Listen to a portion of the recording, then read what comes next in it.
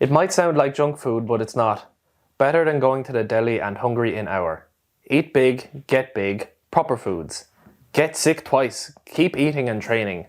Had a lovely breakfast. Meal 1, cheese, blueberries, kiwi, linseeds, 5 egg whites, porridge, peanut butter. Then meal 2, rice, chicken, sweet corn. Now on to 1 o'clock in the morning dinner. That's a message we just got in from one of our followers. We'll let you figure it out for yourself who that was. A person who we want to come on the podcast but is always too busy to come on the podcast. Very busy man. But he's a very busy man. He was doing a bit on the legs, Mark, since you're Mark Halpin Fitness. Yes. Can you tell us about the leg thing he was doing yesterday? I didn't see that. Oh dear, this is going to be difficult to... He had a leg weight exercise where he was pushing his legs away like that. Okay. Have we any idea about this? I'm going to do my research now. Do your research. Seeing as today's podcast is on imagination, this is a man with a very strong imagination. This is on stories, was it? No? Yes, or maybe he sent it to us in a private video. But could have been a private video, now I don't see it here. Oh, okay. Right. That is unfortunate. Oh well. Yes. Those private videos have vanished. Anyway, onwards. Onwards is right. How are you? Great. We were just explaining what's going on in the world and how everything is shit at the minute. No, we weren't. There's a lot of tension. There's a lot of change. There's a lot of change, yeah. Yeah. A lot of change going on. And it's a new moon tonight, in case you're wondering. So now is the time to start new beginnings. Okay. Yeah. Very good. Yeah. I was listening to Terence McKenna last night on Akira the Don. Have you listened to the older Terence McKenna ones he has? Oh, no, I have. There's a song you would love. It's called What Is Going On. What Is Going On Spotify by Akira the Don and Terence McKenna. Okay. Terence McKenna, who was a psychedelic adventurer who took a load of mushrooms and drugs and stuff like that, and unfortunately passed away, but he has some very interesting thoughts and perspectives on things. What is going on? I'd suggest to listen to it. I won't be able to explain it as well as he does. Wow. He basically talks about how strange the world is and how there's scars on the planet that are 1 billion years old that are twice the size of the lunar crater Copernicus, which I imagine is big. I don't know how big it is, but there's a scar on the core of the Earth from an asteroid blast. So there's more cataclysms that have happened. Cataclysms, I believe, means catastrophic Earth events that have happened than just the spot of the dinosaurs. Bigger asteroids have hit Earth before that. And there's ancient civilizations, Chichen Itza, where the Mayans were, they show things that are way older than we originally thought, and the technology that would have been used to build these things was way more advanced than we would have thought. So there's arguments going on now. Graham Hancock, and I've spoken about this before, I think that history isn't as black and white as it seems. And history is, you're a historian, or you're into history. A lot of it is guesswork. A lot of stuff, well now, maybe not history you're into, it's more modernized, but going back way further when stuff wasn't even written down, it's hard to say what is actually accurate. Yeah. Like a lot of it is, well, I'm not good in the early stuff, but like, yeah, they're like, there's this book called Laur Gabal and a Heron or something, and like really historians have now decided that this was treated like as a history book and like 50 years ago, and now we've decided no, it's not. Lies, fake news, fake history.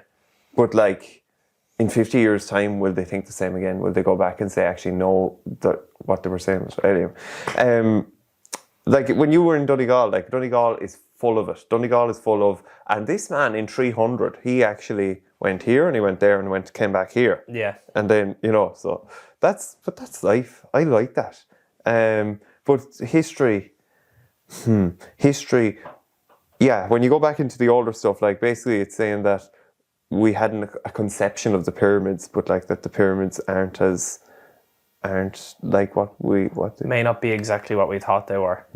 That there is marks on the pyramid that could only be caused by rainfall from canopy tops, which means that was once under a jungle environment. Which is very strange, and that's not what we thought at all. I put up a post on Instagram on my stories of a story of a man who went into a pub. Did you read that? a lad who he said he was an introvert or whatever, and he went to a pub and he was very offset by some of the things people are asking, which is basically like, if you go to a pub, that's just kind of the way people will talk to you or whatever. If they don't know you, they try to find out who you are. And this guy was like, why were they asking me all these questions? Very invasive. And he's like, and then I told him about my love for Egyptology. These two out lads in the pub that he'd never met before. And in Northern Ireland as well. Yeah. So, and then someone replied to that story I put up, and they started saying they were looking into, they're actually into Egyptology and stuff like that. And then I started talking to them about what I had looked into it as well. Okay. About that stuff about Graham Hancock or whatever. No, I didn't follow up on what he gave me. Right. Because he was more talking about the actual infrastructure of how the pyramids are said in history to have been built. Whereas I don't care about that. Okay. Tell us what you care about. I care about the fact that it might not be true. Okay. I'd find that interesting. Yeah. That's Newgrange. Newgrange. Apparently 50 years ago someone changed it a little, just moved just a little bit of this with the hands. Yeah. And now we get to see it work on the solstice. Oh, so it wasn't? Not always, no. Right. But now this is a fringe theory now. Did you see all those people that were at Newgrange when it happened this year? It showed on the news. Oh, no, I didn't. And they were like sitting out around it, and they all had the hippie dresses and their crystals, and they had their shoes off, and they were all rustling their little toesies in the grass and praying to fucking the witch doctor up in wherever the fuck the witch doctor lives. Would you know? I thought you would have liked to have been there. Oh, right. Oh, no, sorry. Okay, so was that all that you just saw this and you were taken with the sight of it all? Yeah. All right, I thought it was going to escalate. No. Would I be up there with them? Yeah, it probably would be. Yeah. We were looking into a retreat. Yeah, we're definitely going to be on retreats. Yeah. We're going to need them. But I want to do the one with the drugs on it. We have to have ayahuasca. Yeah. We'll do a page the same way. Can we talk about, right, we're going to park now, we're going to take a left turn down for Inch, and we're going to do Lord Mayor of Leixip.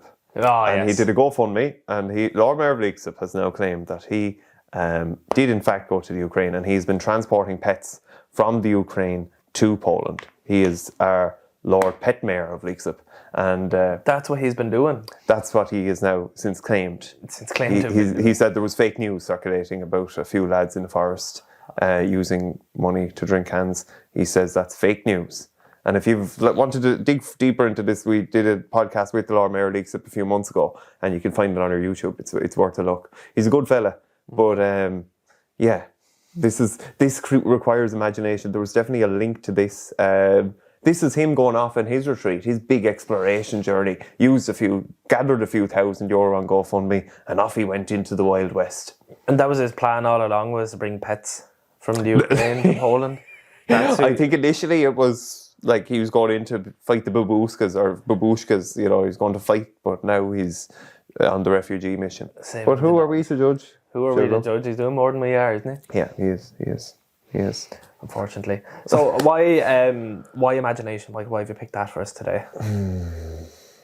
I haven't done a lot of research with this, right? Okay. Because I just want to let it all hang out. Okay. But I've decided that it's an important facet that is worthy of our discussion, because without imagination, what is there? And I could go 300 or 400 different routes, but I'm going to start with this one. So, imagination.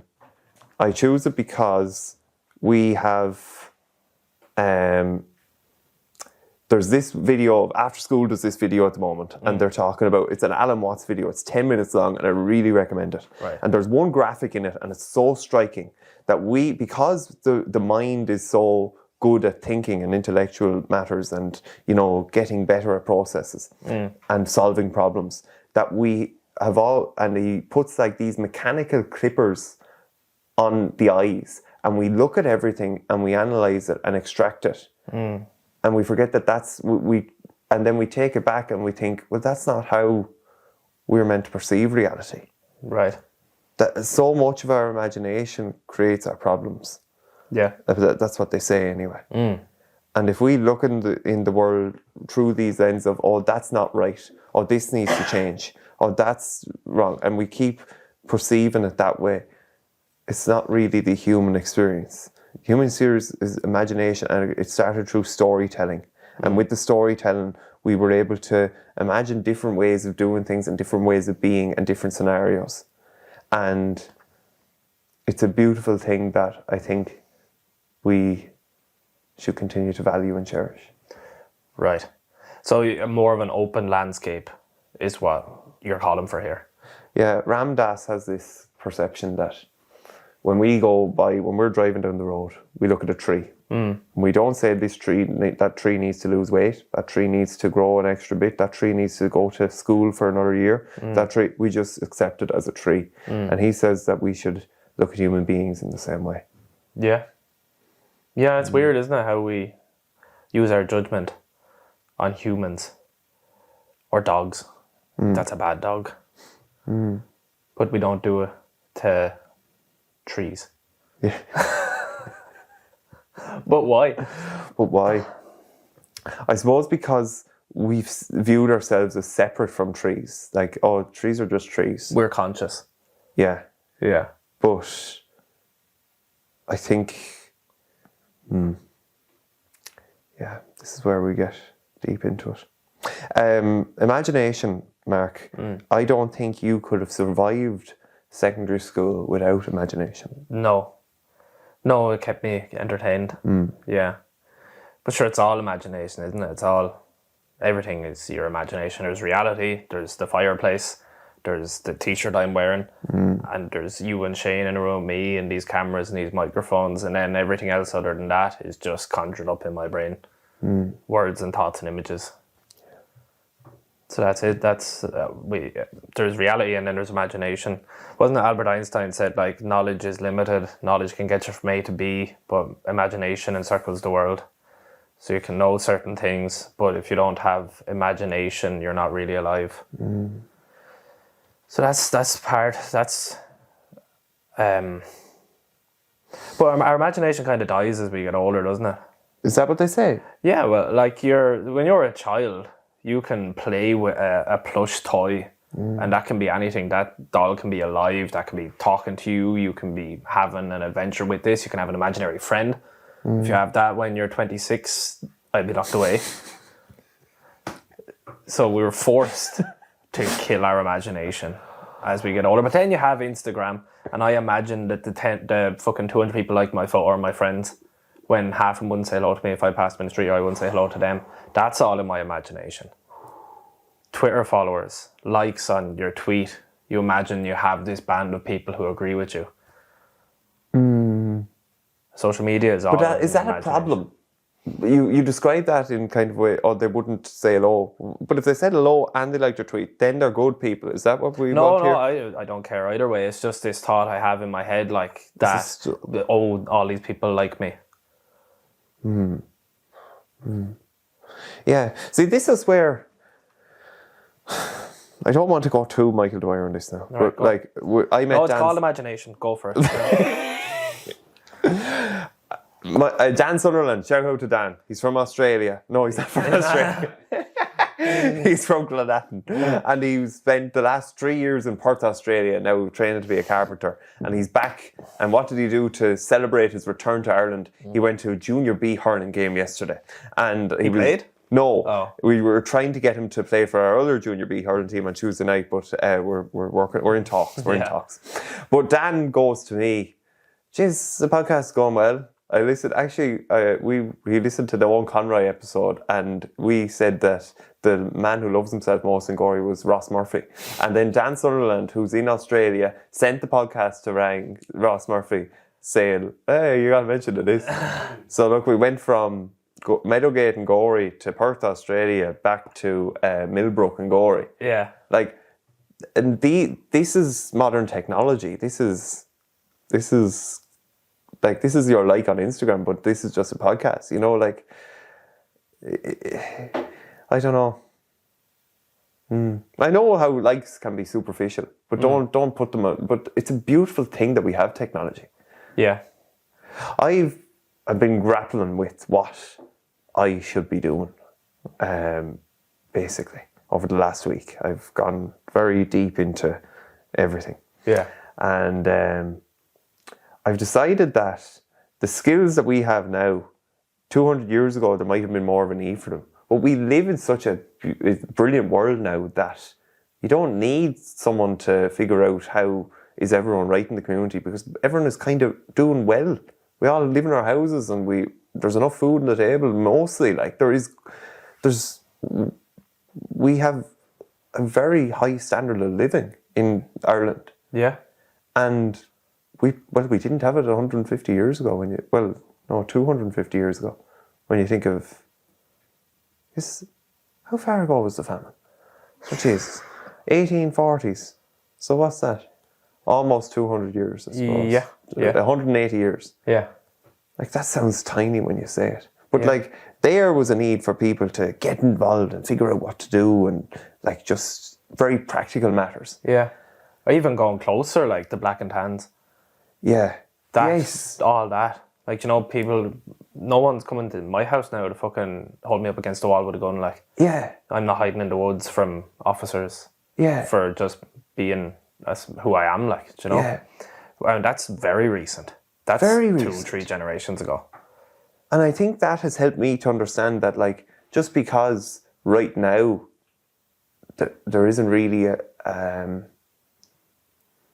that my skill set can't be applied in some certain ways or whatever, but like, just to keep being myself, and then, you know, and to keep engaging with imagination in this wonderful world of ours, and it'll actually be grand, like, you know. Yeah, we create our own problems We do. because we don't have any major ones. Yeah. There's no so we create them in our own head. That's anxiety. And like, as fucking that other Terence McKenna one on, like, here that on Don't Worry, it's actually a form of hubris to worry. You don't know enough to worry. What does hubris mean? Hubris is like a sense of grandeur, like, I know more or I know better. Donald Trump would be have high hubris. So speaking of, I watched the documentary on Capitol Hill the other day. Did you watch that? No. Very good. It's not very good. I shouldn't say that. It's actually very insightful. So when we were watching, obviously, what happened on January 6th last year, was it last year? Yeah. Yeah. Like, this is all the up. Did you watch the Shane? No. No, I watched It's very good. It's very good. It's all camera phones, and like the right wing journalists were actually in the crowd and in the Capitol. And it's crazy to watch that these people are fighting for their country, yet they're breaking the windows of the Capitol and breaking into it. And your man with the fucking horns and all.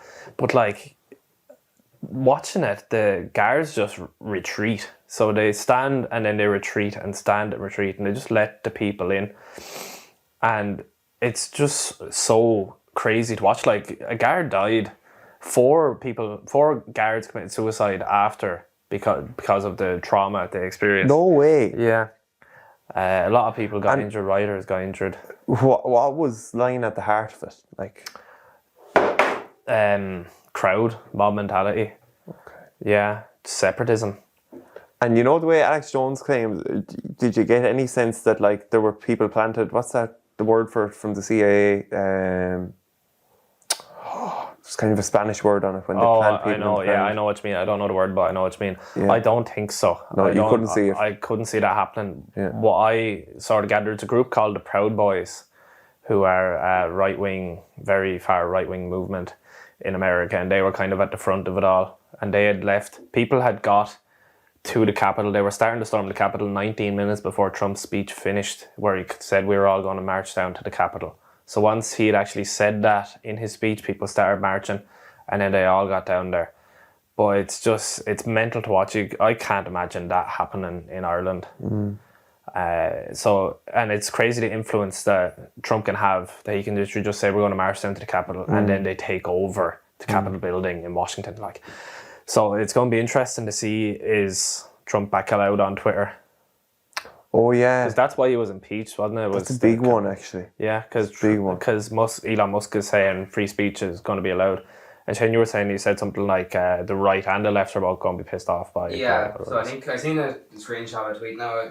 Obviously, there's a lot of screenshots of tweets going around that probably aren't fucking real or whatever. But the one I seen was that he said what comes with free speech is like results in both the far right and the far left being equally offended. So like, he's going to allow for that sort of both sides to speak freely. So Right. But apparently he is going to have that verification stuff, so you can't pretend to be someone else on Twitter. Like, you're going to have to upload whatever government identification stuff. So I haven't followed it closely, have you? Elon Musk? Yeah. No, not at all. It's a big, bold move, isn't it? Like, why does he care that much? Apparently the revenue from Twitter is 3.4 billion a year. Okay. And he's paying 44 billion for it. Yeah. So it's not really a profitable purchase. He's sort of doing it for the sake of free speech, I think, because he sees the way it's going. And another thing I followed up on, this is months ago now, on Musk. He, the UN tweeted that if 4 billion could help go a long way to eradicate world hunger. And Musk asked, if the UN can send me the spreadsheet to prove that's the case, I'll pay it. Yeah. And he hasn't made any press on it, but anyway, there was a withdrawal of that amount from stocks. So it's imagined that he actually did pay that money to the UN. Jesus. Well, what I heard was that apparently it was 6 billion. They said they could eradicate majority of world hunger, and then he said this statement, and he said he'd give it the money if they put together a feasible plan that would actually do it. And apparently the UN went off and did do a very well thought out plan and doing all this, and they published it, and apparently Elon Musk went quiet then. Oh, he's still quiet. All right. Okay. More on this as we get it. More on this. Musk, Twitter, where were we going? Twitter. Apparently it's wiped off Trump. $126 billion off of Tesla's Stock value, because the investors believe that he's going to start selling shares in Tesla to fund this, finance this. So I don't know how true that is. I know he's using all his network to leverage the finance companies for whatever. That's gas. You're dealing with. Oh, this is great. Who's that? I'm so tempted to answer the phone. Who's that? This is George O'Connor just ringing me. Answer it, huh? I know. I'm just going to be telling. I couldn't take advantage of poor George. More on George as we get it. All right. But where were we?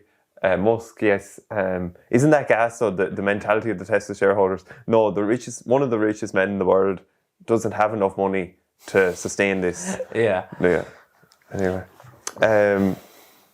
so where were we going there? I have a game. Oh, a game, please. A game. Yes, Seeing as it's Imagination Day. Yes, yeah. We're going to play an imagination game. Right. So, Michael, I'd like you to close your eyes. Mm-hmm. Take 3 deep breaths. These are so. Oh, gee, okay. Slow. Okay, now keeping the eyes closed. Okay. Your first scenario. Imagine it is doomsday. Okay. Get a good picture in your head. You're in the bunker. Right. Where is your bunker? It's near the well. Near the well. Yeah. Where's the well? I want you to describe the picture in your head to me. Look, that's doomsday. Come on, take it serious. Okay. So there's a lawn that is in front of my parents' house, and there's a well kind of adjacent between the two properties, and the bunker is down there. Down in between the well and the house. Okay, who is in the bunker? Ashton's there. She's making a cup of tea. Writing a novel. Sorry. Who else? Just Ashley. Just Ashley. Just Ashley. What are the rations? Tea. You and Ashley and tea are going to repopulate the world. Okay, and then they survive, and they come out, and they're very relaxed after their tea, and they've talked it all through. Okay, you come up to the surface. Oh, right. What does it look like? It's fine. It's all a big fuss. Wait, so do you think that it happened? I don't think this is your imagination. No, I went down to the bunker one night, had a good cup of tea, and no, I don't think it was grand. It would be bombed or anything, no. Okay. Open your eyes. Take one more deep breath. Close them. Huh? Close them. One more deep breath. Long exhale. Okay, scenario number 2. Okay. Imagine you were a woman. I've got Oh, you've got it? What colour is your hair? blonde. Blonde. What clothes are you wearing? Tight miniskirt. Tight miniskirt. High heels. And a luscious red bra. What is your name? Alexandra. Alexandra. What are you doing in this scenario? Sorry, what's... What are you doing as a woman? What is Alexandra doing? I just... It's still doomsday, or is it? No, it's not. It's a new scenario. Oh, okay. Alexandra. I'm walking down the main street and going to get a cup of coffee from Partridges. Very good. What are you going to get in your coffee? I'm going to get 3 shots of vanilla and with skinny milk. Who else is in Partridges? Dahi Moore. Okay. What does Dahi have to say about your new appearance? He drinks the same coffee. He pinches me arse. Yeah. Who else is there? Robbie Ireton was coming in a top hat. Okay, open your eyes. One more deep breath. And a long exhale. Okay, scenario number 3, new scenario. New scenario. You are representing Ireland in the Eurovision. Oh. What type of music are you singing? Trad rock. Trad rock. What does the stage look like? A lot of fluorescent lights, white and blue, and a lot of them kind of sprayed out. What is the chorus of your song? To be free!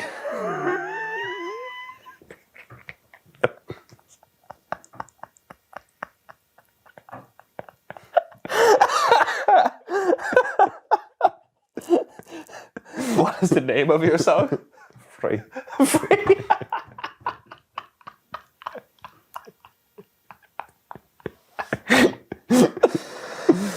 Are the crowd cheering or booing? Oh, they're listening. And they're waving. They're waving their flags, their little flags. What is Marty Whelan saying about you? Elegance, grace, our country. Fantastic. Well done. That's the imagination game. That was a great game. You're very good at these. You're so good at them. So, Mark, is there anything that you, when you saw the word imagination, did you think that's me, or did you just think, oh, well, great? No, I said I'm gonna go with it and see where we go. Originally, there's a meme of SpongeBob that goes like this: imagination. Oh yeah, episode of SpongeBob, and that's what came into my head at first. Yeah. So I can't. That's my imagination came up with that. Yeah. Yeah. What more? Do we have any more on imagination? Not really, but we can just talk. It doesn't have to. Two interesting things that have come across. I've come across my social media before. So like, first one was with imagination. Like I remember hearing before that some people don't imagine in pictures. Like let's create that visual scenario. They can't do that. So kind of between 2 and 5% of the world's population can't fully imagine something in pictures. I'm not sure what they do imagine. The first article that came up, aphantasia is what it's called. You can't imagine in visually. So it'd be a weird one. And then the other one that came along with it came up recently enough on my social media. Some people don't have an inner monologue.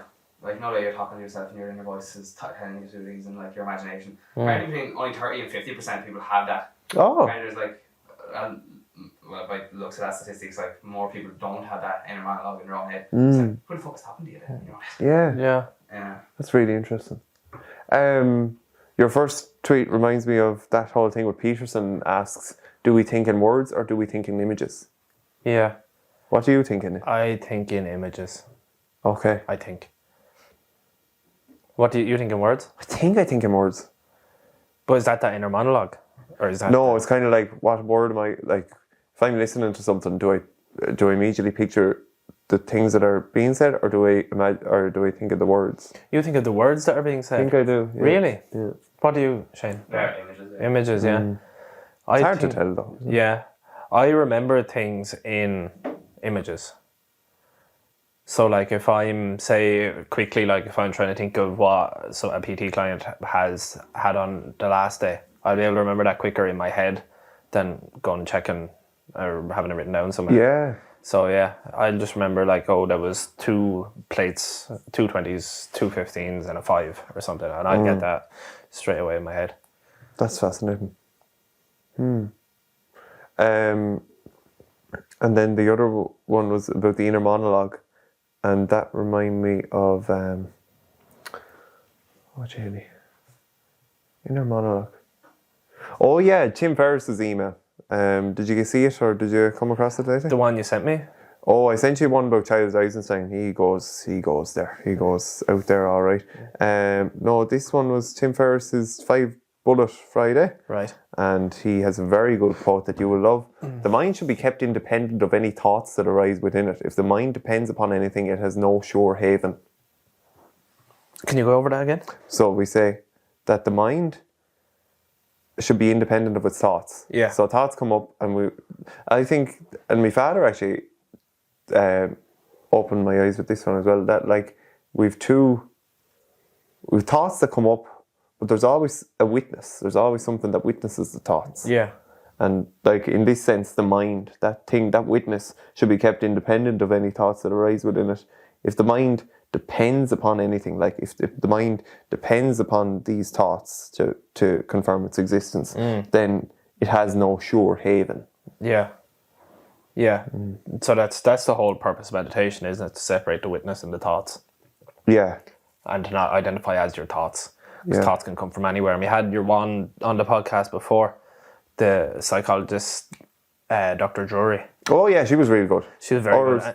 Yeah, Aoife Drury. Yeah, Drury, sorry. Yeah. And she spoke about intrusive thoughts. Yeah. And how dangerous, it's important to understand those, because you can't identify as those.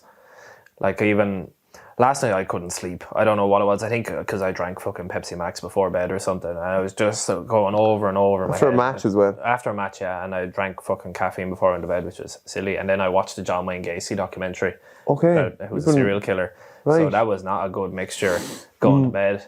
So I was dying in bed and I was tossing and turning. I just couldn't turn my fucking brain off, and it was just like Breed was asleep and there was silence and there was a dog barking outside, and I just got this sheer sense of dread. It was just like, I told you I had that before, and it wasn't as bad last night, but it happened last night, and it was just like silence, and it was just like something bad is going to happen.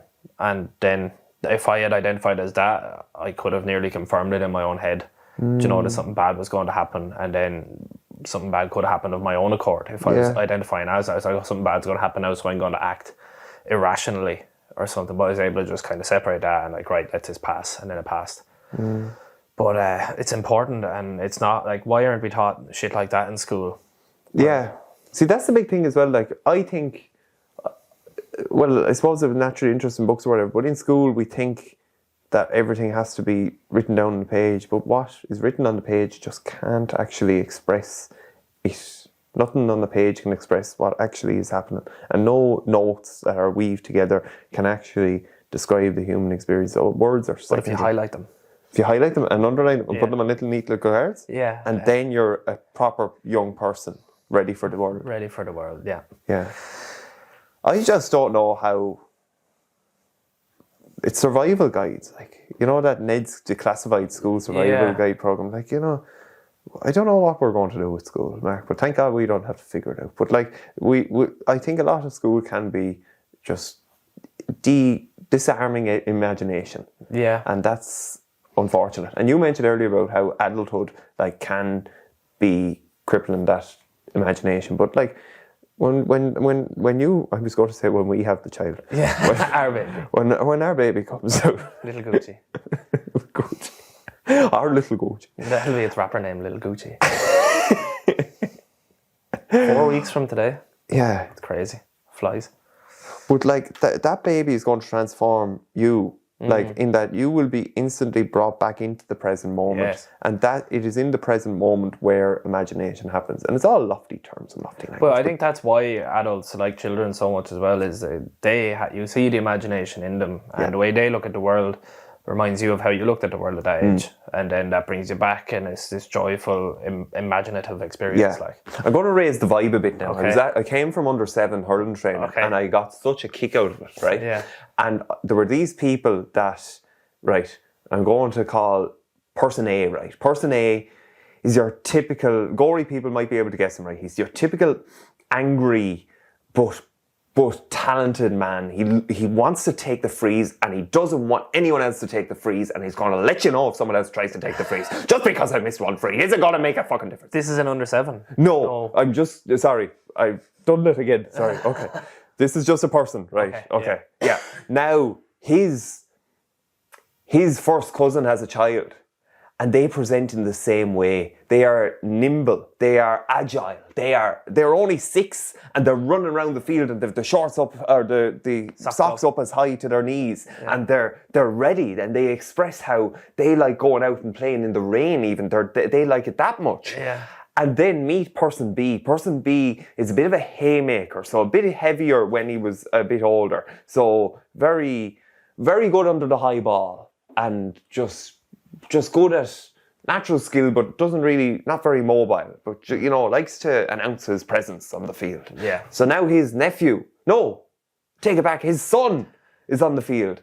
His son, A and B, didn't really get on, and they were always cutting shots of personality as the more gentle person B couldn't cope with the more animalistic person A, and the same has arisen there. Person B took out person in the child, like, even though these children don't know anything of all this that has gone on, that they were actually clashing in the same way that their ancestors were clashing. Wow. And this is all just in a simple under 7 training. I'll be back. Fascinating to witness just how like genes matter, and I don't know. It's amazing to witness. And do you enjoy that's obviously not the what's called Montessori, the mini academy? Yeah. I preferred that. You prefer the mini academy? No, I preferred that training there because they were very engaged, and it was very easy to just support them. Like, it was just very, go on, do your thing, go on and do your match, because they all want to do well and hit the ball or whatever, and it's all chaos, and it's just And how do you manage, like, there's obviously more 40, 50 chaps there, is there? Well, I wasn't the lead coach there today was Barry Kinsella. Shout out Barry, and he's a great goalkeeper for the junior Bs. But how do I manage? We do stations, so it's very manageable. Oh yeah. My favourite part is, shout out to old Conroy who gave us this thing. At the end of the station, you do a choo-choo train with them, and I get more crack out of the choo-choo train than the children. But what's the choo-choo train? You get them all to do a choo-choo train and weave your way to the next station. But they're all together then, and they're all in one bunch, so they're kept together and they go on. Your young lad will know when he's up in there, so Yeah. Hella phrase over quick. Yeah, Breed says she's from Kylenair, and no, she's not. She just says it to annoy. Identity crisis. Identity crisis is right. Oh, I got a lot of energy there. Have we anything else to discuss, Mark? I don't think so. Do we have, Shane, any press and matters? Any fan mail? Any other business? I don't think so. And of course, you were telling us about your imagination when you were in Portugal and your man was spraying with it. Yeah. Didn't they say you were going to be trouble? It's going to be trouble. Well, he could have been trouble. Yeah. He could have been in trouble. Yeah. Speaking of which, in holiday news, Ash and I have booked a trip to Bari, Italy, and we're going. Bari. Yeah. So Breed should be fine, but we are going around the time of the baby's birth. I think 23rd to the 28th of May. Yeah. When is the baby due? 28th. Yeah. We'll fly back in for. Yeah, fly back in. Probably will be overdue. Oh, right. Okay. Because they say the first baby is always overdue. Okay. Hopefully. Hopefully.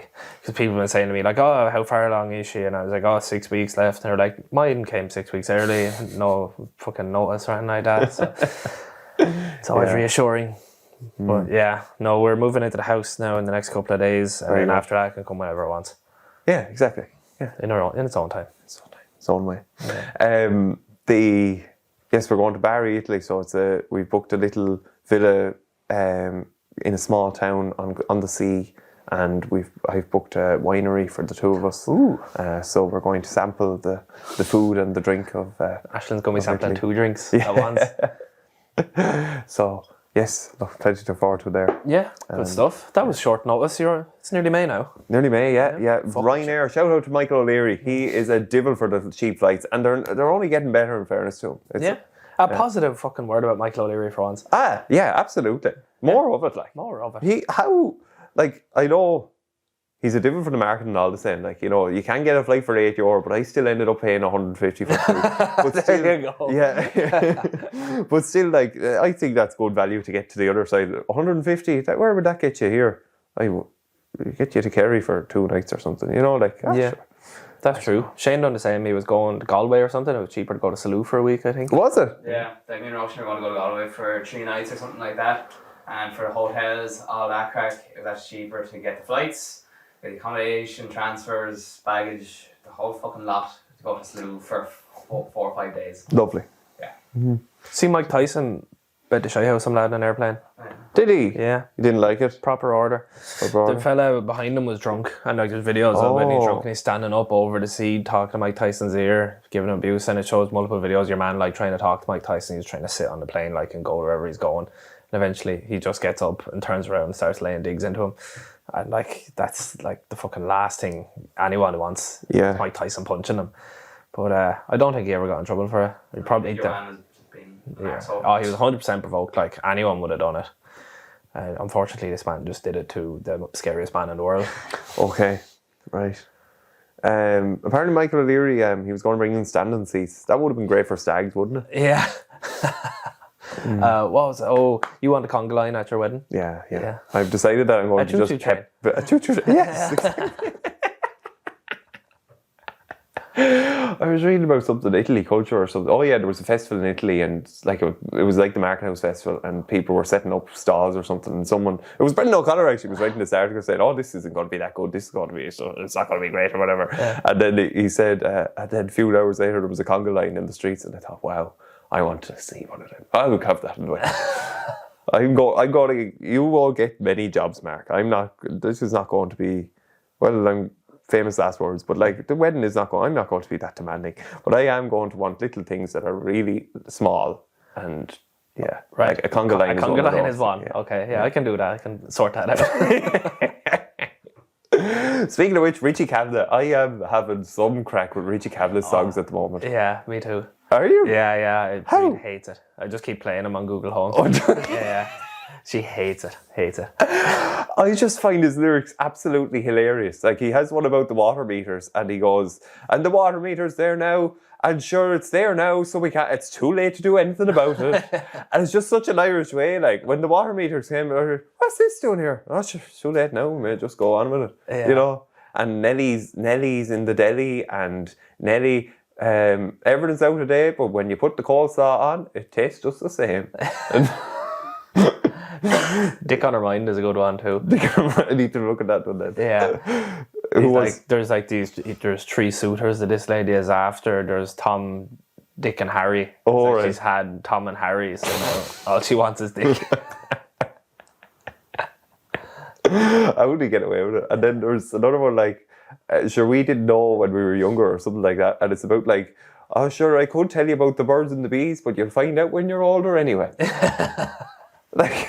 But he's so good, like he's so good. Yeah, the lyric when you get a catchy tune, it's just brilliant. Yeah, I remember my first memory of like competitive hurling was an under-14 match against Kilrush Eskimore, and my marker was a bit wild. He was a bit mad. He was like a March Hare or whatever, and he just kept singing, "Stay with her, Johnny, Johnny, stay with her, Johnny, stay with her, Johnny, Johnny, stay with her, Johnny." And he just kept going over and over. "I am a rally driver on the circuit for years. I am a woeful man now for jamming gears." And how do you get stuck with these lads? I don't know. He's a wellies. He's a wellies. Oh, he's a wellies, all right. Yeah. So right, lads, we're going to move over to Patreon, I think. Yeah.